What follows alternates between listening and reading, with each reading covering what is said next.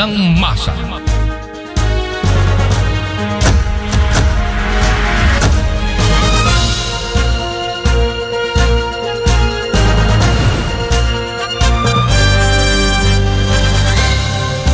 Magandang oras Luzon, Visayas, Mindanao, magandang oras Pilipinas. Ito po ang programang Sumbungan ng Masa sa Bayanihan Broadcast Media Nationwide, BBM. At sa programang ito ay patuloy po namin kayong paglilingkuran, ipaglalaban at ipagtatanggol sa anumang uri ng katiwalian at pananamantala. Sa ngalan po ng ating butihing chairman at presidente ng Kilusang Bagong Lipunan, the Honorable Efren Ramburapanan, ay patuloy po ang ating paglilingkod sa sambayanang Pilipino. At sa oras na ito mga kabayanihan, bago po tayo dumako sa ating pong espesyal na edisyon dito sa Sumbungan ng Masa, ay nais ko lamang pong batiin ang ating mga kabayanihan dyan sa Barangay Kalumpang, San Miguel, Bulacan. Ang ating pong kabayanihan na nagdiwang ng kanyang kaarawan na si Ginoong Roger de la Cruz. Happy birthday Kuya, and may the good Lord bless you and give you more birthdays to come. At sa mga susunod na araw Kuyang Roger ay mabisita po kita dyan sa Barangay Kalumpang. At binabati ko rin ang lahat ng De La Cruz family. Ganon din po si Konsehal Edgardo De La Cruz or Konsi Egar. Maraming salamat sa inyong patuloy na pagsubaybay sa ating programang Sumbungan ng Masa. At gaya po ng aking nabanggit mga kabayanihan, ang espesyal na edisyon ng Sumbungan ng Masa ay iaalay po natin sa mga residente ng Viva Homes sa Lawag Subdivision, Dasmariñas, Cavite. Ang espesyal na edisyon po ito ay ibibigay po natin sa kanila bilang suporta, pagyakap, paglingap at pag-aaruga sa kanila. Ang atin pong mga kabayanihan dyan sa Viva Homes, lingid po sa kaalaman ng karamihan, ay may pinagdadaanan po silang pagsubok sa kanilang buhay. Ito po ay hinggil sa nakaambang demolisyon o paggiba ng kanilang mga bahay na kanilang ipinundar, puhunan ng kanilang mga dugo at pawis. Ang mga bahay pong ito ay legal po nilang nabili sa isang ahensya po ng ating pamahalaan. Umaasa po sila na sa paglipas po ng araw ay lumaki ang tsansa na mabago ang takbo ng lahat at maging pabor sa kanila ang takbo ng panahon. Mga kabayanihan, sa oras na ito, kumakatawan po ang Sumbungan ng Masa sa 3,000 individual at aabot sa napakaraming bilang ng pamilya.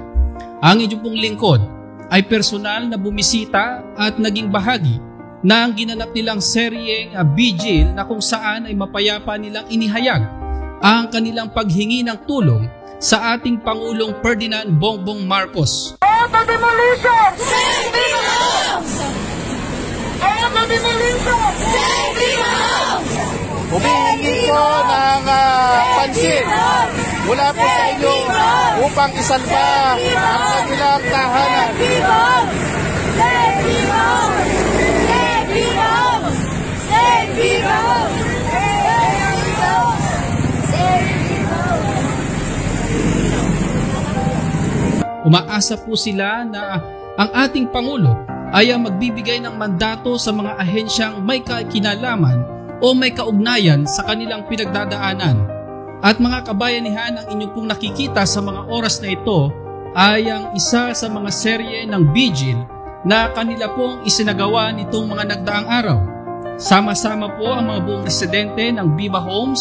Sila po ay sama-samang nananalangin at umaasa mga kabayanihan na sa tulong ng may kapal ay mababago ang takbo ng lahat at ang kanilang takot at pangamba ay mapalitan ng ngiti at kapayapaan. At sa mga oras na ito mga kabayanihan ay katuwang ang ating pong butihing chairman, ang presidente ng Kilusang Bagong Lipunan at founding chairman ng Bayanihan CIA ay nagpapahatid po ng mensahe sa ating mga kabayanihan dyan sa Viva Homes. Narito po ang mensahe ni KBL National President at founding chairman ng Bayanihan CIA at kasalukuyang board member sa lalawigan ng Ilocos Sur. Pakinggan po natin ang kanyang mensahe.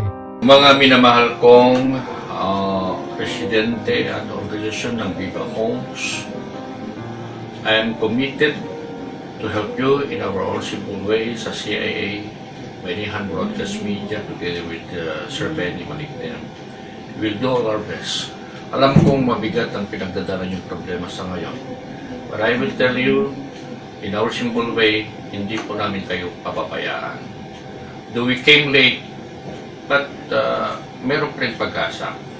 We only have to organize our people, we organize our strength, let us be moving as one, acting as one, paglaban natin ito. So, mayroon tayong gagawin sa mga susunod na mga araw, and I will tell you na may laban tayo. Nakarating na ang problema hanggang sa pinamakataas na korte dito sa Pilipinas. But we just appeal. We keep on appealing and let us pray. I hope na magtatagumpay pa rin tayo. Maraming salamat po. Ayan po mga kabayanihan, ang founding chairman ng Bayanihan CIA at National President ng Kilusang Bagong Lipunan, the Honorable Efren Rambo Rapanan.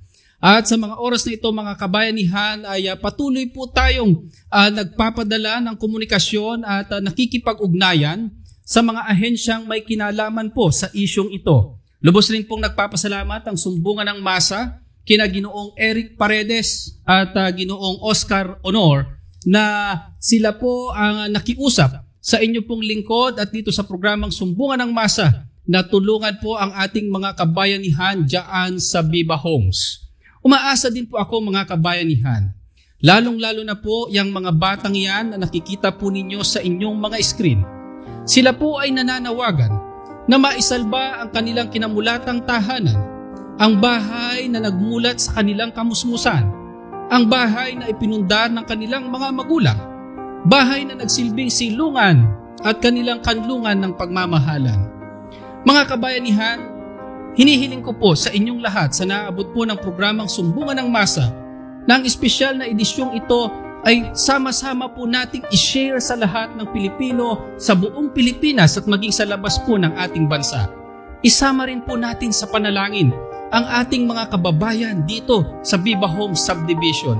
Huwag po natin silang pabayaan. Bago po nawa tayo matulog sa ating gabi o magpahinga ay isama po natin sa panalangin. At so tuwing tayo po ay magkakaroon ng oras na makipag-usap sa Panginoon, ay huwag po natin kalimutang isama sila sa ating mga panalangin. Lubos po akong naniniwala mga kabayanihan na sa pagtulong-tulong natin, pagkakaisa at pagbabayanihan ay kakakaya nating lagpasan ang anumang uri ng pagsubok. Kasama po ang Bayanihan CIA at ang Kilusang Bagong Lipunan. Umasa po ang mga taga-Viva Homes na hindi po namin kayo pababayaan. We will contact the governing officer in a peaceful manner, just to settle the problem in a peaceful manner, so that we can bring back again the smile of the citizens of Viva Homes. Yan po, wala po kami hihingi ni centavo. We spend so much on this. We spend so much in this. Dahil gusto lang po namin iparamdam that someone is loving you. Mahal po namin. Maraming salamat po. Thank you sa ating pong kalabuod. Thank you very much. God bless you all po. Gagawin po namin ang lahat upang kayo ay aming matulungan. At sa lahat po ng ating mga kabayanihan na naaabot ng programang Sumbungan ng Masa, sa mga oras na ito, ang inyo pong lingkod ay umaapila po sa inyo para sa inyo pong panalangin.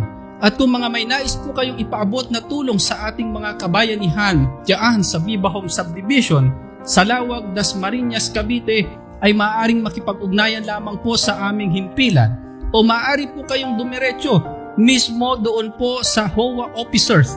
Hanapin lamang po ninyo ang Pangulo ng HOA sa nasabing subdivision. Sama-sama po natin silang tulungan. Iparamdam po natin mga kabayanihan na sila ay hindi nag-iisa at nariyan po tayo upang ibigay ang ating mga kamay at tulungan silang ibangon mula sa pagkakasadlak dahil sa pagsubok. At sa mga oras na ito mga kabayanihan, ang inyo pong lingkod at ang ating founding chairman sa ngalan po ni Honorable Efren Rambo Rapanan, dumudulog po kami sa lahat po ng mga ahensya, sa atin pong mga leader ng bansang ito, na tignan po ninyo ang isyong ito. Nananawagan din po ako sa lahat ng ating mga kabaro at kasamahan sa pamamahayag, lalong-lalo na ang kapisanan ng mga broadcaster sa Pilipinas.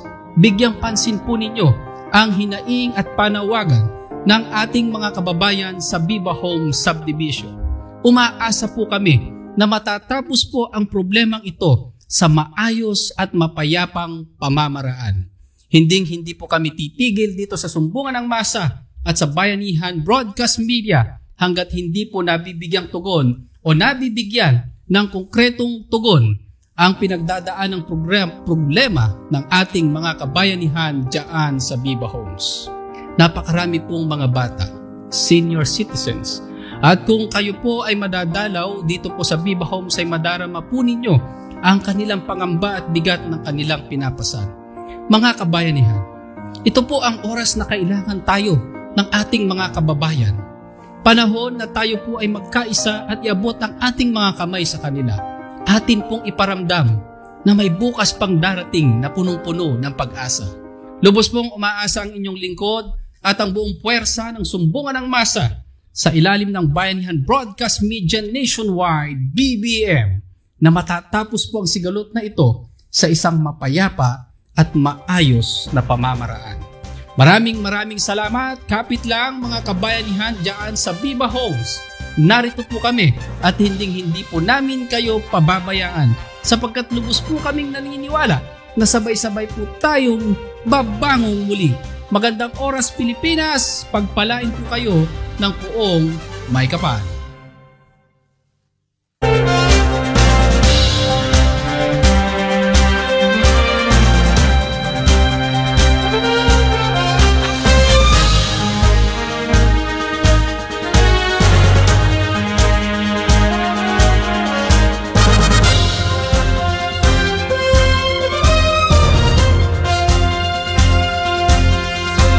Sumbungan ng masa.